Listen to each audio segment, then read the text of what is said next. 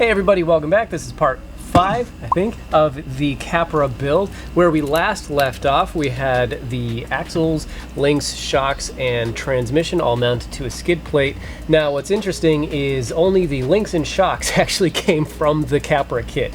We're running 10.2 axles, we have a Vader skid plate, and an Element 3-gear transmission running overdrive to the front. So clearly we're doing a little bit different of a SCapra build. So today we're going to be focusing on building the cage, and I believe this will be the final video of the building. The next video, if it all goes right in my head, will be kind of the conclusion. So I don't have the body panels or anything like that painted right now, but in the next video all of that should be taken care of, and we can kind of do the final unveiling of the complete truck, so to speak. If this is your first time, welcome. Glad you could be here. This is not meant to be a tutorial. Again, this is just for entertainment purposes. Now, off camera, what I've done is painted and weathered and detailed the, this is the receiver box, made to look like a fuel tank. I didn't like just the straight black. It felt, I don't know, kind of empty. Painted it using some red,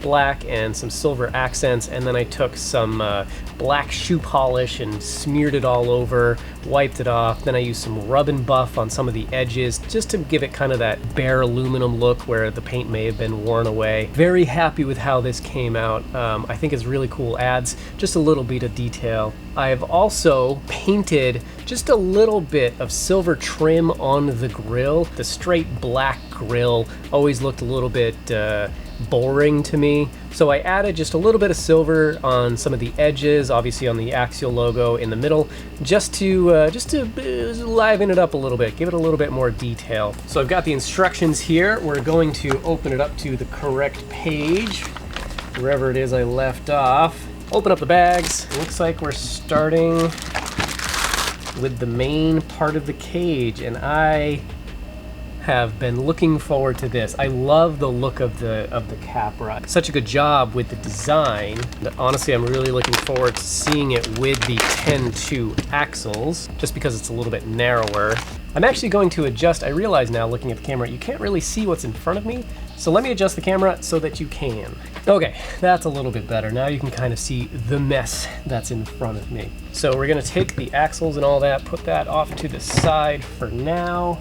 Oh boy, now I gotta find all these parts. Hopefully this doesn't take too long. I've put together a few of these axial cages before, like with the SMT10, and they usually go together pretty quickly, but honestly, how does this go together? I don't even know. There we go. Okay, that's why I'm struggling. Using the wrong inner fender here on the wrong side. Kind of fiddly, to be perfectly honest. Get everything to line up. There we go. But once we get one screw in, it should be a lot better. But man, certainly don't make this easy. So let's go ahead and throw that screw in there just to hold it all in place. In one of my other videos, part, I don't know, 2 or 3, I don't even remember anymore at this point, I had mentioned that I think a lot of companies are like this. It's not just Axial. I just build a lot of Axial kits, and they love using different size screws all over the place. And like, I get that you kind of have to in some areas, but it certainly would be nice if there was more uniformity, if that's a word, with the screws, so that, like, you know, they stuck to just 12mm screws or something, so that you didn't have to constantly, like, wait, is that the right size I need? We actually need to perform this assembly twice for the left side. So there we've got the inner fender there, so now we'll do the exact same thing on this other side. I've been looking at designs over the last few days, and I think I settled on something, and I'm actually pretty excited. I spent a lot of time looking at other SCapras, you know, other custom paint jobs that people have done, looking at real cars, you know, custom paint jobs and custom wraps on real cars, and I settled on kind of a combination of ideas that I've been wanting to do for a while. And so I'm starting to pick up all the paint that I need and start to design the masks that I need. So I have always been terrible doing paint jobs and masking and all that stuff, and I recently just got gifted, actually, a Cricut cutter and I'm super stoked because I've started using it to kind of to model up some masks that I want to do. It's really opened up a lot of possibilities as far as paint options go. Trying to talk and trying to talk and figure out what it is I'm supposed to be doing here at the same time. Never a good idea. And I've settled on, like I mentioned, a couple of designs that I'm actually really looking forward to. I have all the paint ordered. I went to my local hobby shop and they only had I think 1 or 2 of the colors I needed. So I had to get online and place an order for the other colors. It's definitely going to be, I think, the most complicated paint job I've ever done before. Not that it's going to be a complex paint job, but for me and my very limited capabilities, it's going to be the most complicated thing. Up until now, it's actually been this SMT 10 that's behind me, just because I figured I want to show it off a little bit.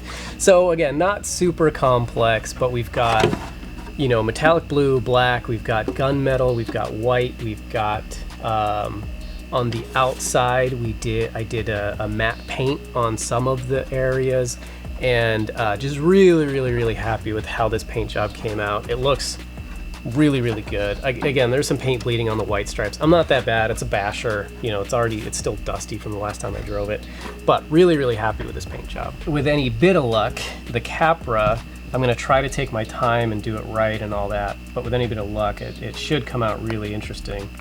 All right, so now we get to screw all of this together. We need a bunch of 18mm screws. Yeah, like here. Right? So to attach this cross member here to the side of the cage, it uses 1, 2, 3 different size screws, and it's like, can we not just use the same size, just design it all to use the same size screw? Like, it's just gonna make it so much easier, so I don't have to count out, like, well, first of all, count out all the screws and be like, oh right, this one goes here and that one goes there. That's just me being nitpicky, I guess. Also, it looks like, so that this gas tank is designed to be where you put your receiver. Most of the other Axial kits actually have a little gasket that goes around, like a little rubber gasket, so that the receiver case is waterproof, or water resistant at least. This doesn't have that. That's kind of a bummer. Yeah, I would have thought they would have done that, since it's kind of the standard practice on all their other kits. When I first started doing radio control, the only option for a tube chassis was either to pay someone to build one for you or to make one of your own. So I think it's so cool that you can just go out and buy one. Like, the Capra's not even the only kit. Was it Element has a few, Gatekeeper or something have a few caged vehicles of their own. Like, this would have been amazing. Back in like 2005, I would have just, this would have been unreal to have something like this. So I'm kind of giddy now that this is an option. I mean, I have 2 chassis of my own and have had in the past, but you know, this is just so cool to me. I'm also kind of curious to see how rigid the cage is. Like, once it's all together, obviously right now it's very flexible, but I'm curious if once it's together, if it's pretty rigid or if there's still a lot of flex, because it is just plastic at the end of the day. We'll see when we get there, but I almost wonder if it's worth putting in some, like, if they make some like metal pieces that I could swap in just to provide a little bit of extra rigidity. I'm supposed to be building it on the left side according to the instructions, but it's all the same thing, right? I've been very anxious to get this thing done, just because I think the Capra is such a cool looking truck, and to have one of my own finally, I'm very excited, if you couldn't tell. And getting it put together, I think it's going together fairly easy. We'll start throwing a few screws in. Yeah, it's really, the way they made these instructions, it's kind of difficult to see just which screw goes where, because they just show like half of it, you know, so the picture is just imagine half of the cage with just a bunch of screws with arrows kind of, or little dotted lines kind of showing where it goes, but it's not super clear. Now, to be fair, I don't think Axial has ever, well, to be fair, I say, I don't think Axial has really ever had great instructions. Like, when I was putting the SMT-10 together, there were a few moments where I was just like, I gotta stop and take a look at this. I'm not really sure what they're trying to say here. They don't make the builder's kit anymore. It's been discontinued for a while, so I don't know how long this kit has been sitting in a box somewhere, but it almost feels like the cage warped a little bit. I kind of have to like bend it back into place. It is pretty rigid. We still have a few more screws to go in. Then of course the skid plate will really add a lot of rigidity. All right, what am I missing? Am I missing anything? On this side, looks good. On this side, we're looking good. Little bit of flex, not too bad. All right, so next it's saying, which we are not gonna do, is put the interior inside. Again, we're not gonna do that, but we can put the grill in. Would help if I got the cage lined up because it does need to screw into something.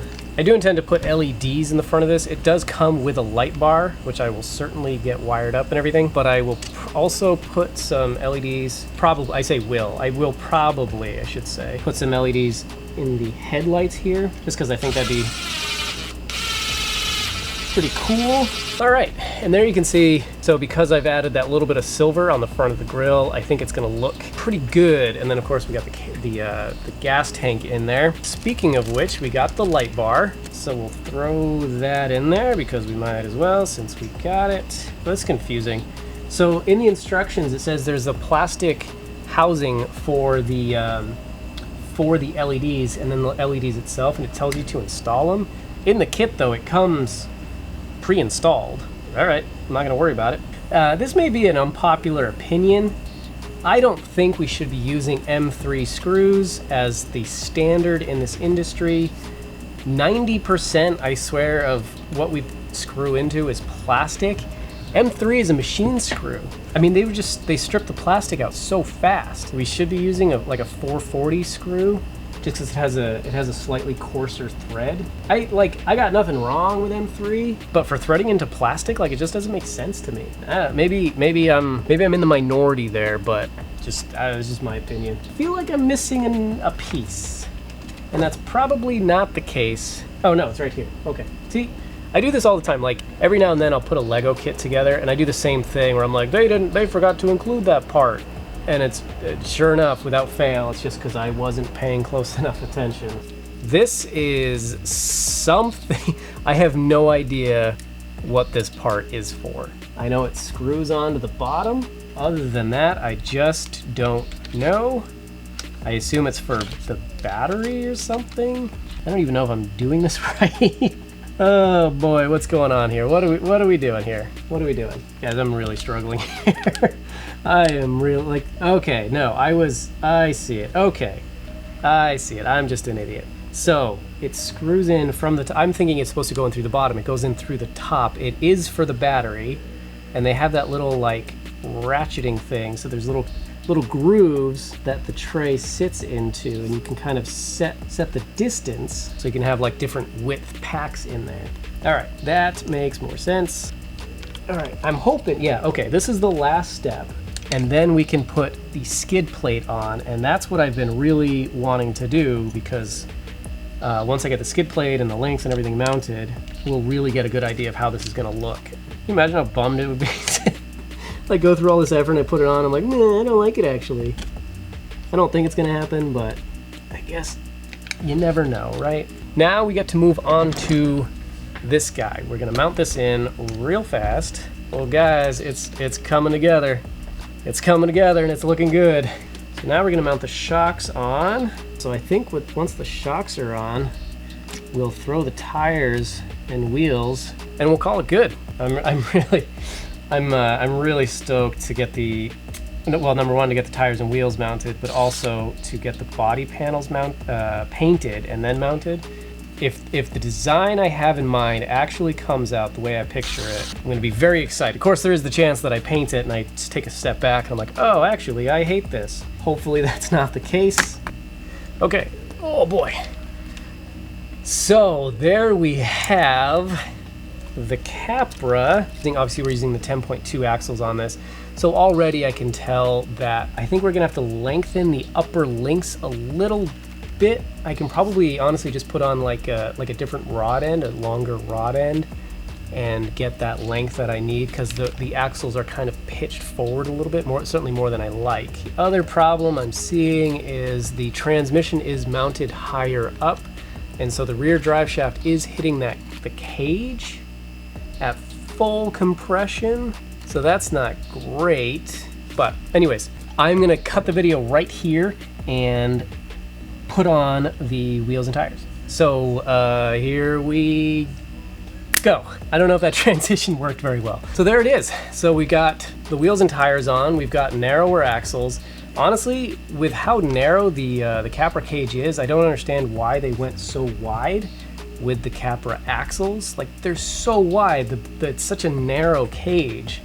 It just doesn't make sense to me that the axles are so wide.